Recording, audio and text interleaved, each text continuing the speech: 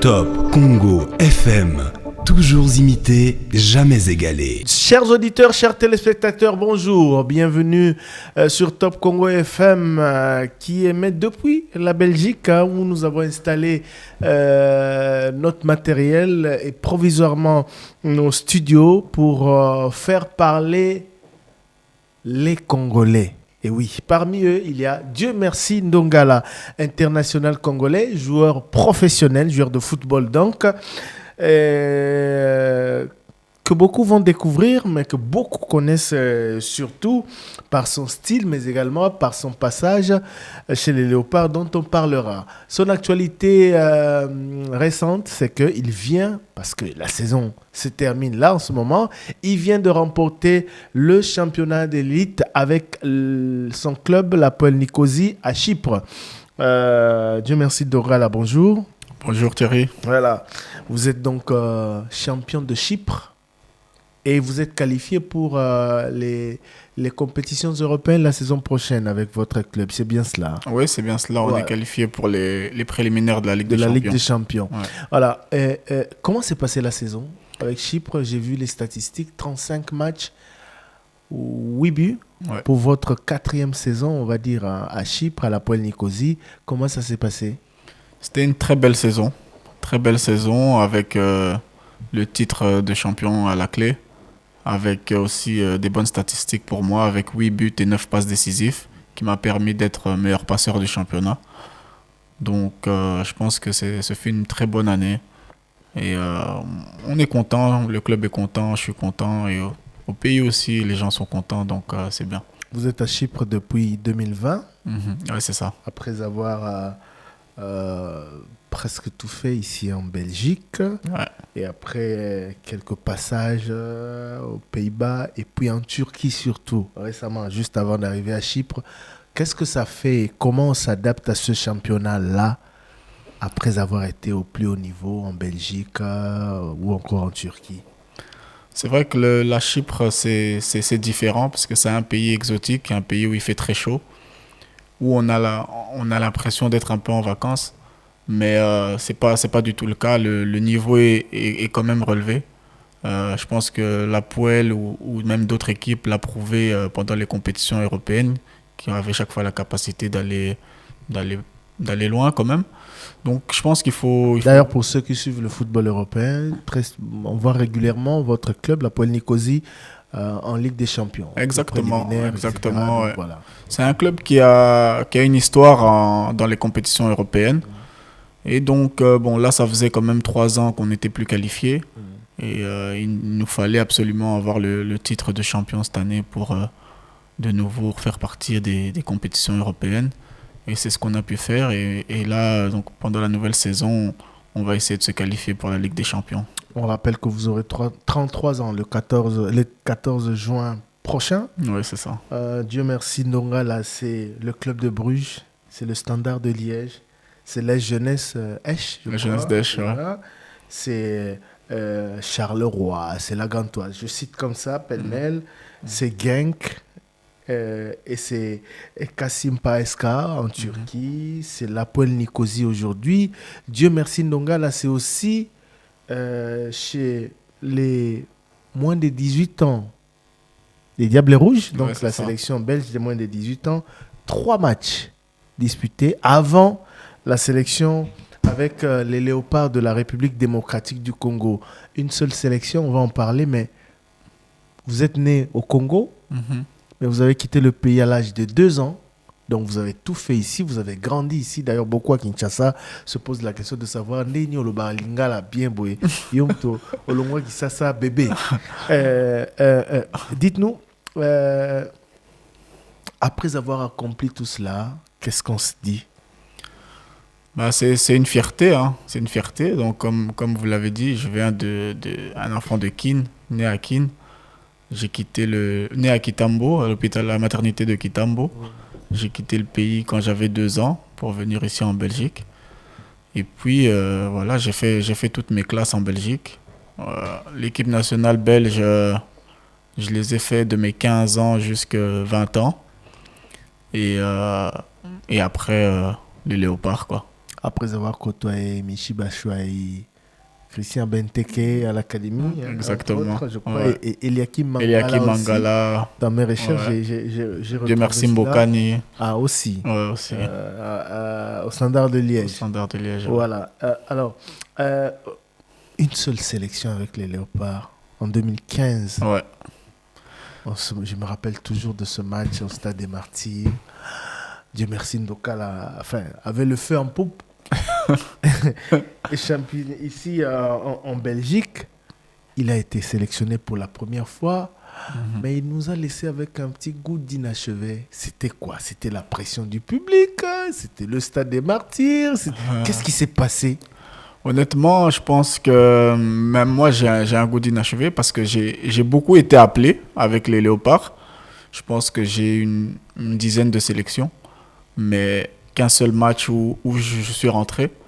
Donc malheureusement, je n'ai jamais pu réellement montrer mes qualités au public, même si le public voit mes prestations, loue mes prestations en Europe et dans les compétitions européennes. Malheureusement, je n'ai jamais pu montrer vraiment ce que je savais faire au public. Parfois pour diverses raisons, parce que parfois, voilà, j'étais parfois blessé en sélection ou tout simplement c'était les choix du coach, que ce soit Florent ou Christian Tsengi. Mais ouais, pour moi aussi, ça me laisse un goût d'inachevé, mais malgré tout, je suis quand même fier de ma carrière, fier de représenter le pays à travers mon club et tous les clubs où je suis passé. C'est tout de même le drapeau du Congo qui est élevé. Et donc, ça reste une fierté quand même. On rappelle qu'ici en Belgique, vous avez remporté le championnat avec Genk. C'était en Genk. 2019. Ouais. Et avant donc de partir en Turquie. Alors, pour revenir à la sélection, depuis, on ne vous a plus jamais revu. Ouais, je pense que ma dernière sélection, c'était en 2019. Ouais, avec Christian Tsengi. Justement. Et depuis, j'ai plus été appelé. Pour quelle raison, selon vous? Je pense que il est vrai que quand même il y a eu 2 saisons où j'ai subi quand même pas mal de blessures quand je suis arrivé à Chypre. J'étais pas au meilleur de ma forme, mais par exemple pour cette saison, je pense que c'est le choix du coach. Je pense qu'il a créé une équipe qui a bien marché durant la CAN. Sébastien Desabre. C'est vrai que je pense que je pourrais prétendre à une sélection, clairement vu mes statistiques, parce que je pense que en Europe, dans les Congolais, je pense que je suis dans les plus décisifs en termes de buts, assists et en termes de temps de jeu. Vous avez un titre en plus. J'ai un titre de champion et de meilleur passeur. Mais ça reste le choix du coach. Voilà, et je pense qu'il est parti avec un nouveau projet, avec beaucoup de jeunes joueurs. Voilà. Est-ce que vous avez un contact avec lui Non, j'ai pas eu vraiment de contact avec lui depuis qu'il est là. C'est vrai que je sais qu'il me suit, je sais qu'il me regarde parce qu'on me l'a dit, mais il n'y a pas encore eu de contact direct. Et quand vous regardez l'équipe aujourd'hui, vous pensez que vous avez votre place? Bien sûr, je pense que je pourrais prétendre à faire partie de la sélection. Maintenant, c'est le choix du coach et moi, en tant que patriote, en tant que Congolais, je suis là pour les encourager, les suivre quoi qu'il arrive. Et si, à travers mes futures prestations en Europe ou en club, on fait appel à moi, je répondrai présent. À travers vos prestations, mais la concurrence à votre poste est très rude. Exactement, ça fait partie du football et c'est ça qui va élever le niveau du pays, je pense.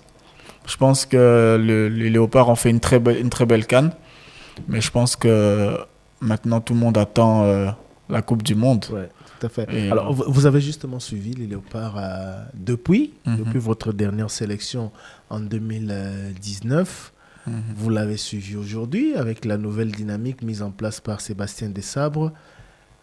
Qu'est-ce que vous avez apprécié et qu'est-ce qui manque à cette équipe pour franchir un cap? Je pense que le collectif il y a un vrai collectif aujourd'hui. Il y a vraiment un bon bloc équipe qui défend bien ensemble, qui est vraiment bien regroupé. Je pense qu'au niveau la défense, on est vraiment bien.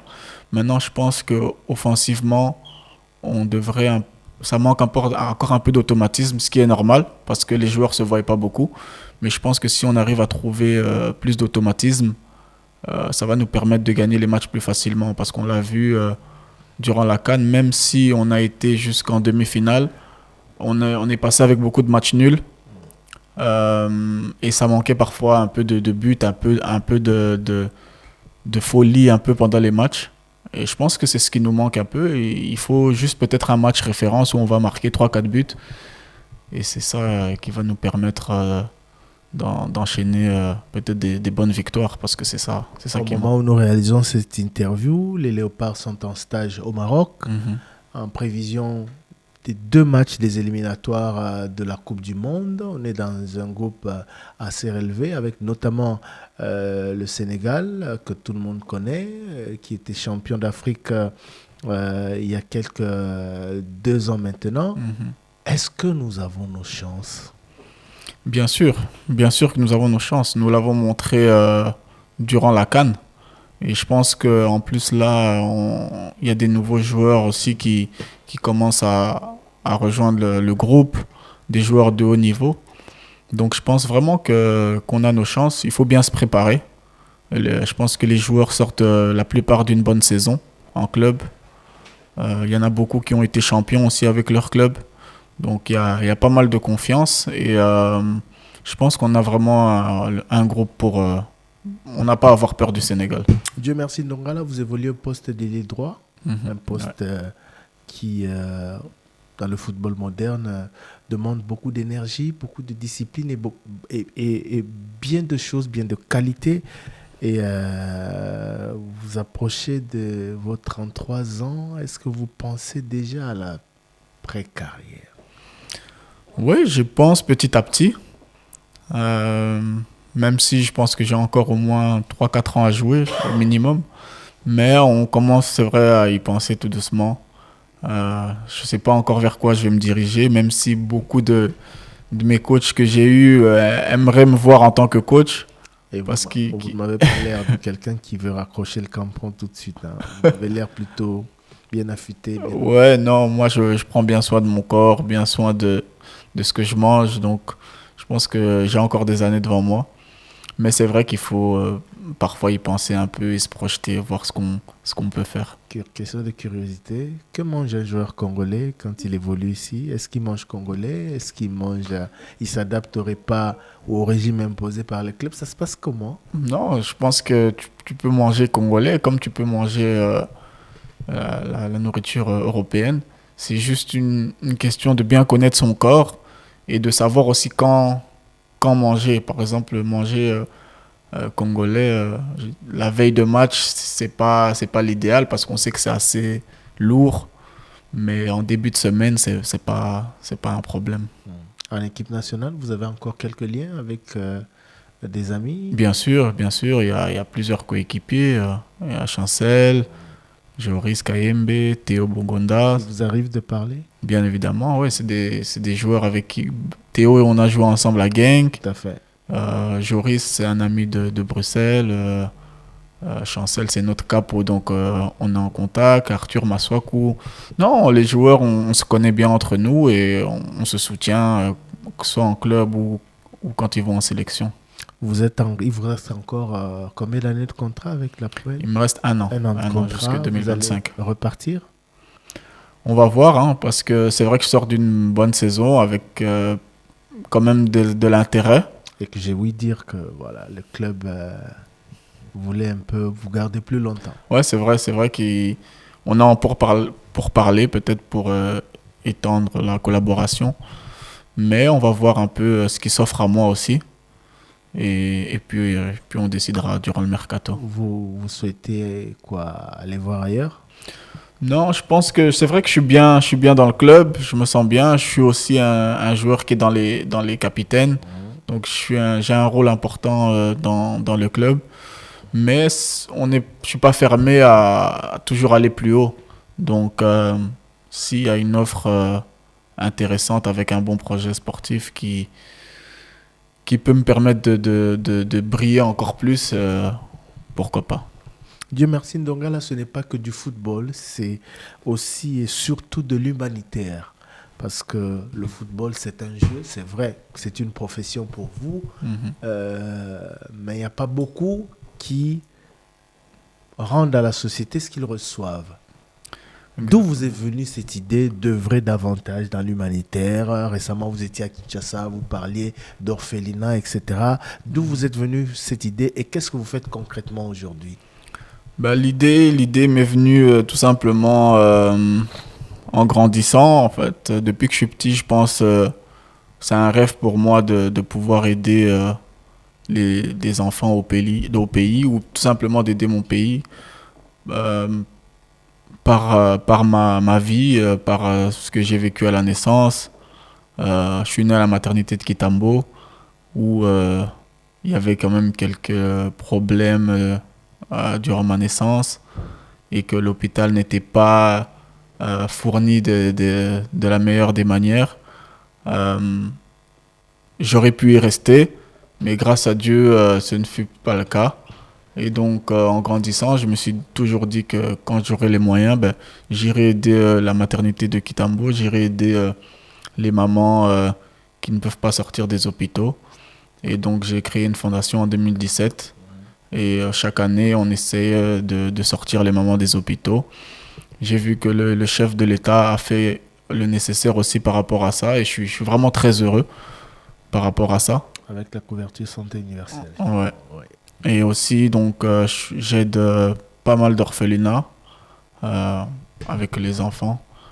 Et aussi, j'ai créé une académie. Oui. Une académie. Je voulais qu'on termine le côté humanitaire avant de parler. Ouais, donc concrètement, au niveau humanitaire, on aide pas mal d'orphelinats et les mamans à sortir des hôpitaux. C'était ça les deux points qu'on visait. Vous êtes satisfait aujourd'hui? Oui, on est satisfait. On essaie de le faire chaque année, en début d'année et en fin d'année. Comme là, comme je pars à Kinshasa demain, ça fait partie aussi de ce que je fais quand je vais au Congo. Vous évoluez dans l'humanitaire, vous aidez, on a vu, et au Top Congo, à travers son équipe des sports, a couvert beaucoup de vos activités dans ce sens-là, mais vous êtes aussi dans la progéniture dans le football. Vous avez créé une académie. Pour quelle raison? Tout simplement pour aider les jeunes qui sont peut-être un peu déscolarisés, pour éviter qu'ils traînent dans les rues. Donc j'ai créé cette académie pour les rassembler au lieu de les laisser comme ça en pleine rue. Donc on les a inscrits en championnat en 3e division pour qu'ils puissent vraiment jouer des matchs, apprendre à évoluer. Et on a un partenariat avec une équipe de première division, Kouya. L'équipe s'appelle Kouya Sport, qui recrute nos joueurs chaque fois qu'il y a un très bon talent, qu'il y a un joueur qui a bien progressé, il va à Kouya Sport. Et Kouya Sport, on a fait aussi donc maintenant un partenariat avec certaines équipes belges pour permettre à certains top talents de venir en essai, faire des essais et essayer de percer ici en Belgique. Donc ça, c'est un peu le cheminement. Pour revenir à votre carrière, beaucoup auraient souhaité que vous reveniez en Belgique. Parce que partout vous êtes passé, à la Gantoise, à Genk, au Standard de Liège, vous avez plutôt laissé très bonne impression et qu'ici, vous êtes quelqu'un de très connu. Pourquoi ne pas faire comme beaucoup des Sud-Américains font, etc. Revenir, terminer sa carrière là où tout a commencé? C'est vrai que j'ai eu chaque fois des discussions, des propositions pour revenir. Mais je pense que c'était pas encore le moment. À la Poel, les conditions étaient meilleures pour moi qu'en Belgique. Voilà pourquoi j'ai fait ce choix-là. Et aussi parce que, en Belgique, j'avais un peu tout connu, presque tous les grands clubs. J'avais été champion, j'avais joué la Ligue des Champions. Et donc, j'avais besoin de nouveaux challenges. Et aujourd'hui, à la Poel, les conditions ils sont bonnes pour moi, que ce soit au niveau du football, au niveau financier, tout était mieux pour moi qu'en Belgique. Donc pour l'instant je suis là, Mais c'est vrai que je pense peut-être à finir en Belgique. Mais bon, comme je suis pas encore proche de finir, je pense que j'ai encore le temps. En tout cas, on vous souhaite la même longévité que, allez, on va dire les Romario, tous ceux qui sont allés jusqu'à la quarantaine. Ouais. Tout dépend de comment on s'entretient physiquement, même si au niveau, il y a certaines exigences. L'Asie ne vous tente pas, le Qatar, l'Arabie Saoudite? Ouais, c'est vrai que c'est des destinations alléchantes. Un peu comme Bokan, il a fait. Ouais, exactement. Sur sa fin. Non, c'est vrai que voilà, ces pays-là, on va pas se cacher que c'est plus pour le côté financier. Non, on est ouvert. Je pense que là, c'est vrai que j'en ai refusé pas mal à l'époque parce que je voulais rester en Europe. Mais voilà, la carrière, elle est encore là. Comme j'ai dit, cette année, je verrai un peu tout ce qui s'offre à moi et puis on verra. Mais je suis pas encore pressé de prendre une décision trop rapide. Le mercato est encore long. Quand j'évalue votre carrière, parce que je vous suis depuis un temps, en 2019, je vous voyais plutôt après la Belgique, après avoir tout fait. Après le Luxembourg, on n'en a pas beaucoup parlé. Ici, vous avez été meilleur joueur du championnat. Vous avez joué la Ligue Europa, je crois. Je vous voyais plutôt en France, en Espagne, en Italie, pourquoi pas. Pouf, on a entendu, c'est plutôt la Turquie que vous avez choisi. Pour quelle raison? Tout simplement parce que quand j'ai eu quand j'étais au top de ma carrière, on va dire que ce soit à Genk ou que ce soit à Charleroi, et que j'avais des offres où je voulais y aller. Par exemple, à Genk, j'avais vraiment une très bonne offre d'un club espagnol. Et mon club ne me laissait pas partir parce que j'étais sous contrat. Et malheureusement, quand tu as une période un peu moins bien et que tu n'as plus ces offres-là, ben, c'est à ce moment-là qu'on te laisse partir. Et j'avais plus les mêmes offres. Donc malheureusement, chaque fois que j'étais au top et que j'avais des très bonnes offres qui pouvaient m'ouvrir des plus grandes portes, le club ne me laissait jamais partir. Ça fait partie de vos regrets? Bien sûr, parce que à Genk, je pense que j'étais vraiment à un très très haut niveau. On peut savoir quand on a eu le titre de champion. Et qu'on a joué surtout un rôle si important pour avoir ce titre. On a suivi votre saison, c'était extraordinaire. Et d'ailleurs, la presse belge a fait beaucoup de commentaires sur vous particulièrement. J'ai lu beaucoup d'interviews quand je préparais cette émission. Et même au pays, il y avait beaucoup de retours. On peut savoir à l'époque, c'était quoi des sollicitations? À l'époque, j'avais pas mal de sollicitations, que ce soit en Espagne ou que ce soit en Italie. J'ai eu un contact avec Cadiz, qui est un club espagnol. J'avais des touches aussi à l'époque avec un club italien qui était l'Udinese. Oui, l'Udinese, oui. Mais à ce moment-là, mon club ne laissait pas partir. Le club n'a pas voulu. Ne me laissait pas partir parce qu'il voulait nous garder pour le titre de champion. Et finalement, on l'a eu, le titre de champion. Et l'année d'après, je suis resté pour jouer la Ligue des Champions. Et quand on a changé de coach, le coach allemand qui était arrivé ne croyait pas trop en moi. Et quand tu as moins de temps de jeu, tu n'as plus du tout les mêmes offres. Et donc, j'avais eu une proposition en Turquie. Et donc, à ce moment-là, j'ai décidé d'aller en Turquie. Ce n'est pas que la proposition financière qui a fait votre club.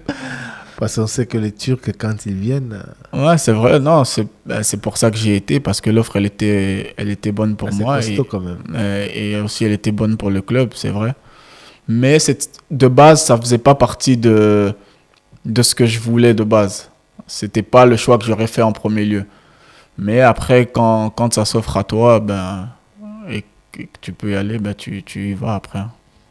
Les Pays-Bas, le Luxembourg, la Belgique...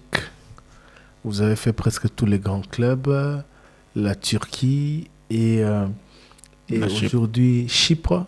Essayez de comparer un peu les différents championnats en termes de niveau, en termes d'ambiance, en termes d'engouement, etc. En termes d'ambiance, je dirais que la Turquie, C'est la folie, là. C'est la folie. La Chypre aussi, au niveau ambiance, c'est beaucoup plus que la Belgique.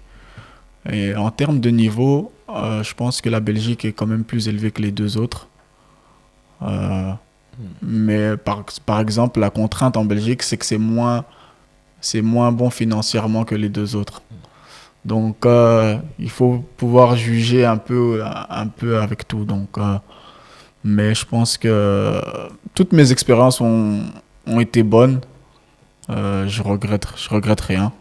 Ça m'a permis d'évoluer, de grandir, de jouer avec pas mal de grands joueurs. En Turquie, j'ai eu la chance de jouer avec un joueur comme Quaresma, le Portugais.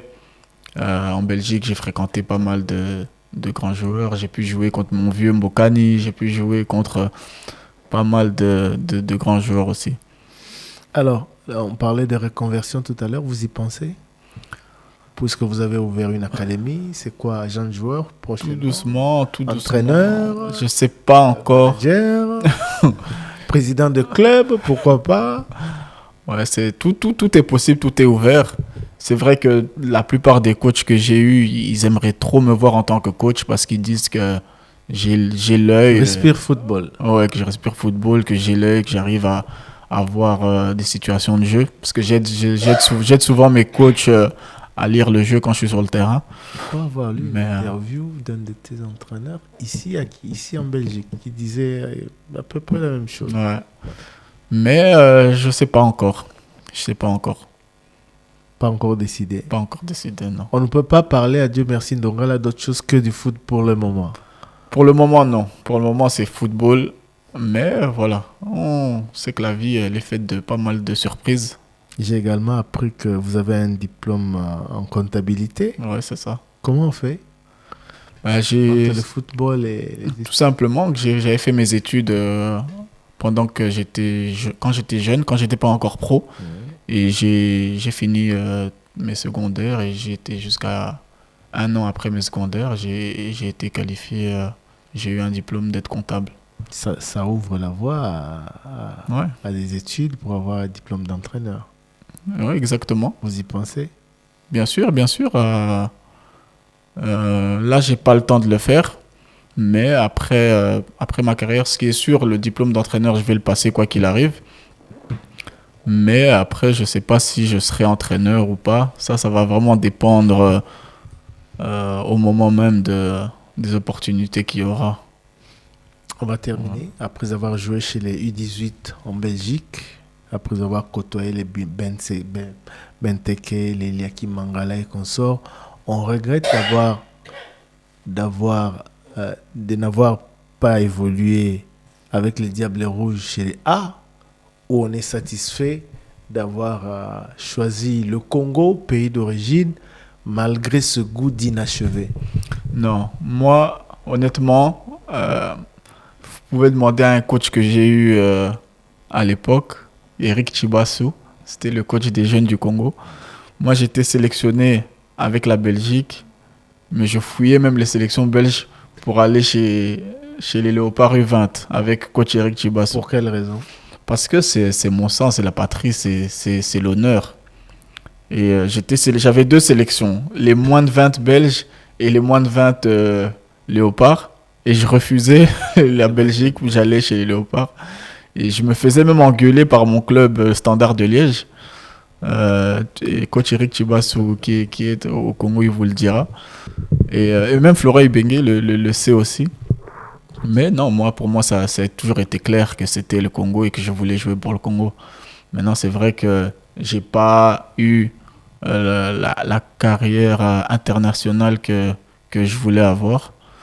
Mais je pense que c'est pas encore fini. Et puis, si c'est fini, je reste quand même fier de ce que j'ai fait. Je reste fier d'être Congolais. D'avoir porté ce maillot. Exactement. Voilà. Alors, on va terminer. Banakisa sa bazolandayo.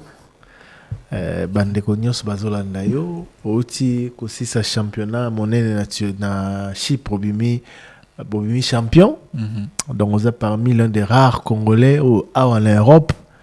Ba gagné championnat na mboka o bazali ko évoluer. Oloba nini na basani bato balingaka ndembo na bato bamona wana stade de martyr, mais par rapport à ndeto bana omona na Belgique babi mais azobanga pression mutebomie to nini parce que babiloko na osala wana kuna na stade de martyr et sala mangate et puis depuis tout le monde a sauté olobani na staff technique na coach na bato nyos balanda balle na Congo.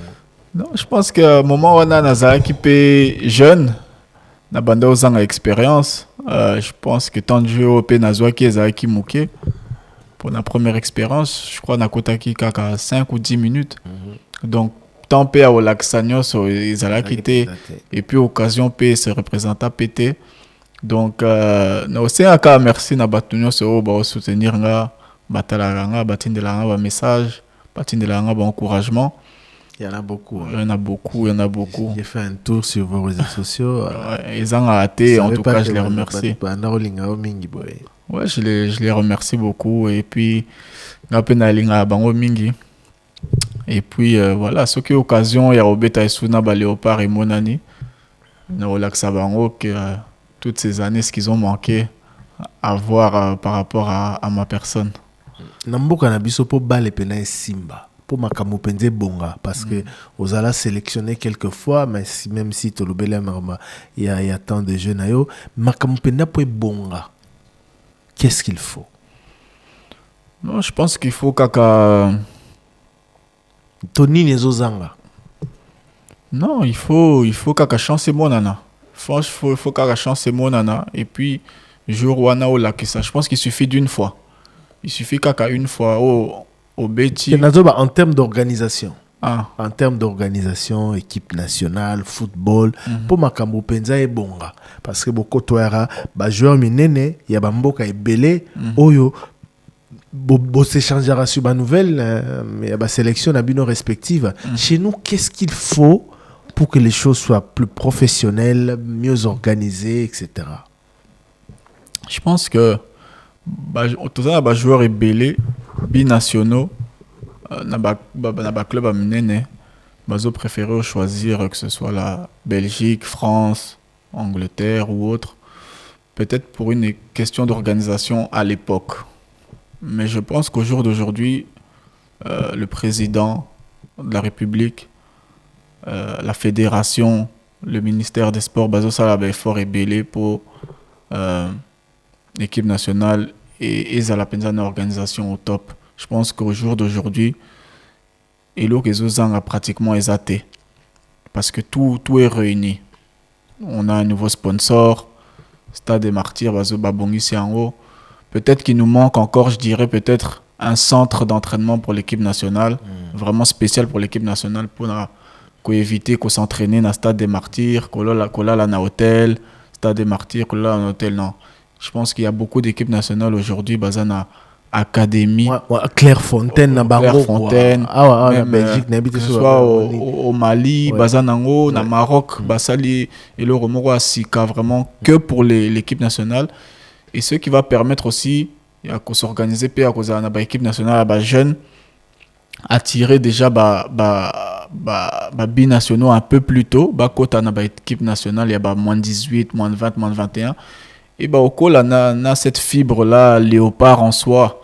Et puis, tant que on a grand club de type Manchester ou autre, ils seront déjà directement baignés dans le bain léopard. Tandis que quand ils n'ont pas ça et qu'ils côtoient directement les équipes nationales belges ou France des jeunes d'âge, et après, ils grandissent avec l'objectif d'aller dans ces pays-là parce que pour eux, l'organisation est là et c'est plus facile.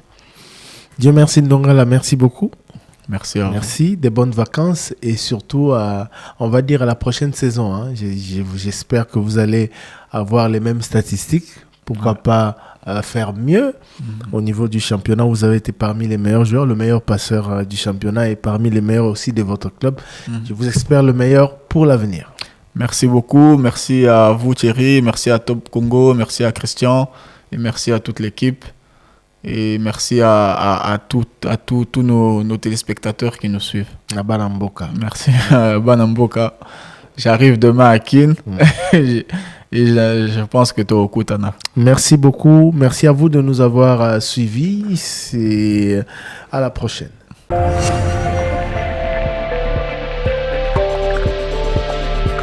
Top Congo FM. Toujours imité, jamais égalé.